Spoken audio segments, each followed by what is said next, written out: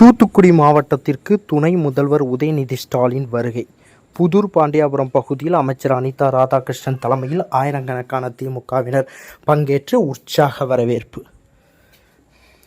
தூத்துக்குடி மாவட்டத்தில் 14ஆம் தேதி நடைபெறும் பல்வேறு நலத்திட்ட நிகழ்ச்சிகளில் கலந்து கொள்வதற்காக தமிழக துணை முதல்வர் உதயநிதி ஸ்டாலின் சென்னையிலிருந்து விமானம் மூலம் மதுரை வந்து அங்கிருந்து சாலை மார்க்கமாக தூத்துக்குடிக்கு வருகை தந்தார்.